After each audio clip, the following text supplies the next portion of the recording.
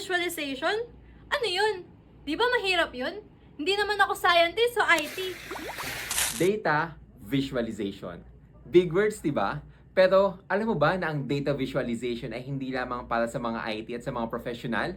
Sa katunayan ay ginagawa mo na ito nung elementary ka pa lang. Tanda mo pa ba ang pie chart, line graph at bar graph? Ito ay ilan lamang sa mga halimbawa ng data visualization. Tara, pag-usapan natin. Nandito na si Tropa! Ito na nga mga ka-upwards. Ano nga ba ang data visualization? Ang data visualization ay ang paggamit ng mga graphics at visual representation upang mas madaling maunawaan ang mga datos na may malalaking mga numero.